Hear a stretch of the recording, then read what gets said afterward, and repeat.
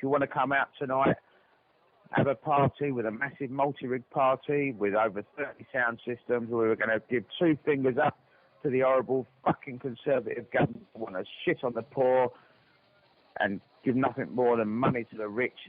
Well, come out and we'll have a party because it's our right to party, and fuck them. We're going to enjoy ourselves tonight, Saturday the 30th. Call back after 10 p.m.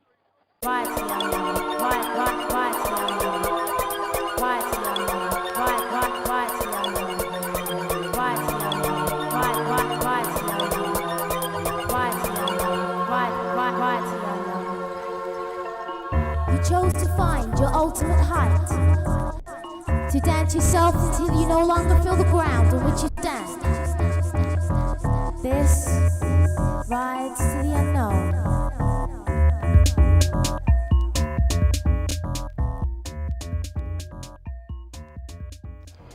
For many people across the UK, Saturday night means more than just going out to a pub or a club. At around 12 o'clock, many are only just finding out their destination. Illegal raves take place up and down the country every weekend. The venues range from disused warehouses and offices to fields, woods and scrublands. The ravers find out about these locations through a series of phone networks or word of mouth. With new political objectives comes a different culture and new way of life. This, however, has been stigmatised and looked down on by the ruling classes. As a part of this movement myself, I decided to pick up a camera and show just what things are really like. See for yourself, judge for yourself and make your own decisions. The culture behind your squat parties and your illegal raves obviously come from the acid scene, early 90s. You know, where raving, wasn't the accepted norm at that time. Clubs were playing a lot of different music and they had to evolve this side scene of, where it's going to grow from, really, in a way. The first real one I remember was in Kennington, and this was like how proper old school squat parties used to be. Massive, like you've never been to a rave like it in your life. Some of the illegal raves I've been to, some of the buildings especially, can always remember, from old ex-aircraft hangars to MI5 buildings to just, lock up warehouses. Remember one New Year's Eve, it was in a complex of aircraft hangars. There was about 4 or 5 of them, but massive, big warehouses, really big. You'd actually get lost, they were so big, So that was really, really memorable. The top floor had no roof on it. Like, you fucking looked like the floor was about to clap. The whole place was the colour of bird shit, just white and black, you know what I mean? Like, it's like, it looked like the whole place was covered in newspaper. No roof, and the most banging techno, people having it, no roof, daylight, just fucking having it, like, serious. The first time I went out, I was amazed. I was like, I'm home kind of thing, because the music, the atmosphere, and you can stay as long as you want until you had to leave, when you wanted to leave. Because I left the Scott party around 7, it was still kicking off from going on.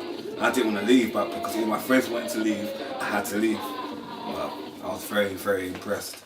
It's just a whole different sort of vibe and different sort of group of people that go there, and you do notice that they all sort of have a sort of dress sense as well, and everyone's just there just to generally have a good time. I started going drum and bass raving. Mostly used to go to mass, to 2 nights in particular. One was Deck Effects, the other one was Movement. Used to go every Saturday night, but then 6 o'clock in the morning was too early for us and we wanted to carry on partying. So we looked for other options. Other options ended up being squat parties. We were given a telephone number by a friend of ours. Telephone number, I still remember, even though it's about 13 years ago, it was 0208 959 7525. Used to call that 11 o'clock on a Saturday evening. And that telephone number, 95% of the time, would give us a legitimate party to go to.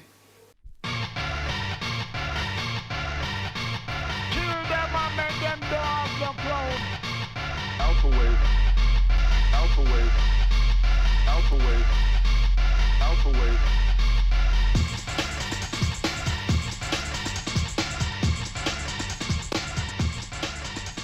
my first impressions of squat parties were, I thought they were out of this world. There was nothing like I'd ever experienced before. The drum and bass scene was amazing. I absolutely loved it. It was my thing, big time. But it was, it was mostly young London kids my age going out drum and bass raving, taking ecstasy, and not much else. The squat party scene, however, had a much larger mix of music, a much larger mix of culture. Had a lot of people from around the world, a lot of people from Spain, a lot of people from Italy used to come over for London squat parties. The range of drugs, I was very much into experimentation in those days. The range of drugs and the pureness of them, and just the general atmosphere.